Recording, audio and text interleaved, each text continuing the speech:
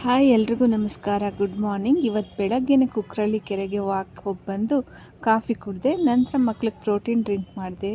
ಬೆಳಗಿನ ತಿಂಡಿಗೆ ಅಕ್ಕಿ ರೊಟ್ಟಿ ಹಾಗೆ ಹೆಸ್ರು ಕಾಳು ಪಲ್ಯ ಮಾಡಿದ್ದೆ. ಮಿಕ್ಸಿ ಜಾರ್ಗೆ ಶುಂಠಿ, ಬೆಳ್ಳುಳ್ಳಿ, ಹಸಿಮೆಣಸಿನ್ಕಾಯಿ, ಕರಿಬೇವು, ಜೀರಿಗೆ ರುಬ್ಕೊಂಡು ನಂತರ ಈರುಳ್ಳಿ, ಟೊಮೆಟೊ, ಸಾಸಿವೆ, ನೆನೆಸಿದ ಹೆಸ್ರು ಕಾಳು ಹಾಕ್ಕೊಂಡು ಮೊದಲು ಫ್ರೈ ಮಾಡಿಕೊಂಡೆ.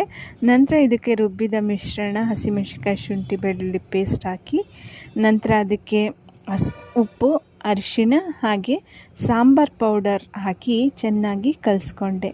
ಇದಕ್ಕೆ 1.5 ಕಪ್ನಷ್ಟು ನೀರು ಹಾಕಿಬಿಟ್ಟು ಲಾಸ್ಟಿಗೆ ಕಾಯಿ ತುರಿ ಹಾಕಿಬಿಟ್ಟು ಎಲ್ಲನೂ ಚೆನ್ನಾಗಿ ಮಿಕ್ಸ್ ಮಾಡಿಕೊಂಡು ಲಿಡ್ ಹಾಕಿ ಕೇವಲ 2 ವಿಷಲ್ ಮಾತ್ರ ಕೂಗಿಸ್ಕೊಂಡೆ.